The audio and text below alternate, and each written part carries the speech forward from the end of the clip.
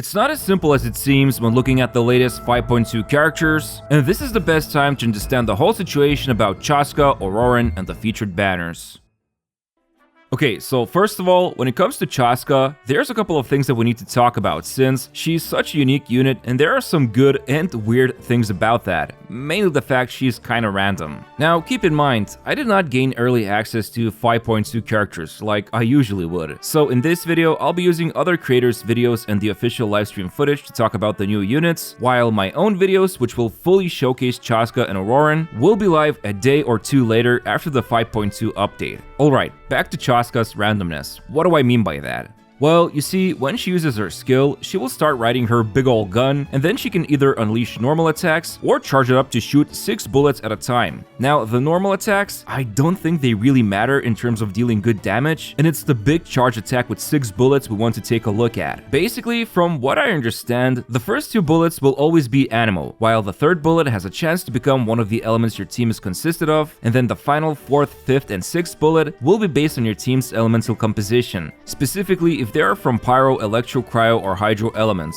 also known as Patch elements. Now, thanks to some early access footage, it has been confirmed that the bullets will be last out, first in priority, meaning the 6th bullet will be shot first, and then the others will follow immediately in that order. So, what does that mean? Well, Chasca will have some consistency with triggering reactions, such as Vaporize or Melt, especially if you set up other elemental applications in advance. However, bullets 4, 5, and 6, and the order their elements appear, are randomized. So let's say, for example, she's in a team with a Pyro, Hydro, and Electro units. And let's say the last bullet to be loaded is going to be Electro, and based on the footage I've seen, reactions are triggered on the 6th and then either 3rd or 4th bullet. So this would mean if Electro ends up in the last slot, this would take away the opportunity to trigger Vaporize with Hydro or Pyro bullet instead. On top of that, if the 3rd bullet becomes Electro, that could potentially be one less Vaporize reaction too. And even then, if you play with, for example, 2 Pyro and 1 Hydro unit, the bullets could still line up in a way that you might miss out on those reactions, depending on what elemental aura is currently active on the enemy.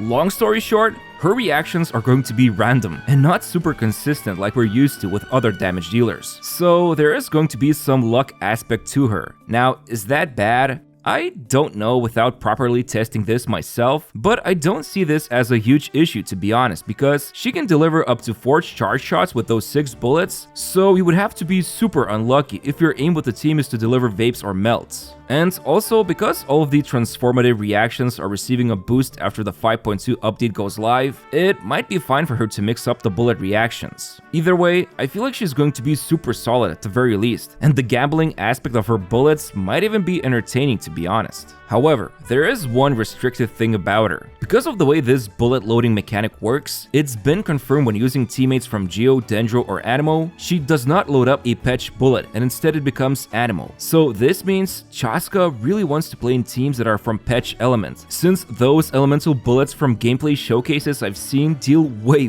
better damage than Animo bullets. And the same goes for the burst, which will unleash elemental bullets in a similar way the charge attack does from the skill. So sadly, someone like Shilonen might not be a good fit for her, and those meta units who kept winning like Furina, Benny, and Xiangling will keep on winning, I guess. Of course, no one's forcing you to play them, but I am talking about achieving high damage potential here. Now, I've also seen people debating online if Chasca will replace or power creep Wanderer. Honestly, while they both can fly and fight from mid-air, their team comps are a bit more different. Like, for example, Farazan to Chasca is probably not going to be helpful when compared to Wanderer, and then their artifact sets will be different. Although, when it comes to Nathalan exploration, yeah, she will completely annihilate Wanderer in that aspect. But otherwise, it's still too early to tell if Chasca or Wanderer is the stronger Animo DPS unit. However, the fact that Chasca can deal up to 5 different elemental damage types is completely different from any other character in the game. In fact, it is very likely Chasca will want to use Attack Goblet because of the random nature of her elemental attacks, since you wouldn't want to use, let's say, Pyro Goblet, when you potentially could unleash up to 2 other attacks from other elements, and they miss out on attack boosting from the Attack Goblet. To be honest,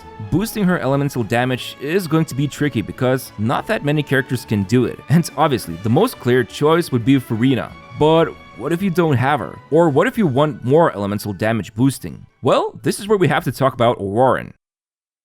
I don't know about you, but I always find it funny how Ororon looks like a badass antagonist, but really he's just a sweet kid apparently. Anyway, what's also sweet is that this guy might end up as one of the better 4-stars to come out in a while for a couple of really strong facts. Okay, so first of all, he is going to be an amazing wielder for Scroll of the Hero of the Cinder City artifact set, since he can apply Electro both easily and consistently, and he should be able to boost all elemental bullets for Chasca, since each reaction he causes boosts both of the elements of that reaction. So all he really needs to do is trigger Electro Charged and Overload while setting up the rotation for Chasca, which should be possible. But outside of Chasca team comps, he will probably have good potential in soup teams, where Hydro, Pyro, and Anemo is utilized, and he might even have great potential in Hyperbloom team comps as well. But obviously, he will most likely have the biggest and most clear influence over Taser teams, since this is going to be his natural habitat, where you can easily trigger Electro Charge reactions, and he will boost the elements with his Cinder City Scroll set. Still, the big question is, how great is his damage potential? Unfortunately, that will have to wait until the update is live, but after looking at other early access footage, one thing is clear. He has some kind of passive ability where he can unleash additional damage when Electro Charge and Night Soul Burst attacks are triggered. And not only can they happen often, but it's an AoE attack, so he's kinda like Fischl but for AoE scenarios. And if he comes even close to her power level, well, you can bet your top more, this guy is gonna become Mr. Popular for meta teams. I mean, you don't even have to follow the so-called meta and still enjoy good damage potential.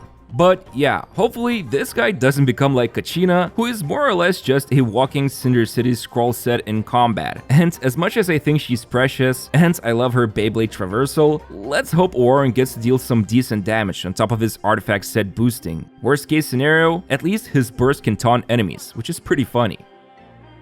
Now, I quickly want to talk about the 5.2 banners. Chasca and Lini will be the featured 5-stars, while at the same time, you can also obtain Ororon. This is pretty huge because, as I already explained about Ororon, he is going to be pretty awesome for Chasca, so them being on the same banner provides pretty good pull value if you want to obtain Chasca. And if you do have Farina and Benny, going for this team comp might actually end up as one of the best teams for Chasca, simply because of the fact she's receiving insane amount of buffing from all 3 supports, and Chasca's elemental damage will be boosted both by Farina and Ororon. Now, on the other hand, if you want Lini, he is still considered to be a very good pyro damage dealer, although his teams are mostly mono pyro, and he does need defensive shielding or resistance to interruption to fully unleash his rotation. But otherwise, you also might pull Ororon with Lini, and this guy will have many teams where you can be slotted in, so it's a pretty good situation to be in. But moving over to second phase, Zhongli and Neuvillette will be the featured 5-stars, and of course, like always, wait until the 5.3 livestream to decide if you want to pull for them. Information is always king when it comes to making choices where you want to spend your hard-earned Primo Gems. But yeah, otherwise, both of these fellas are very good. It's no secret by this point, Neuvillette is like the best hydro damage dealer right now, or at least the most easiest to pilot. Just shoot the laser at the enemies and that's it. While Zhongli, this guy is an old unit, but his shielding, resistance shred, and geo element still remains relevant to this day. Anyway, that's pretty much it when it comes to the 5.2 character analysis. I'm sorry again that my showcase videos for Chasca and Ororon will be delayed for a day or two, but I will be working sleepless nights just to push them out for you. So I'd appreciate it if you could subscribe to my channel and press like on this video. Thanks, and see you very soon.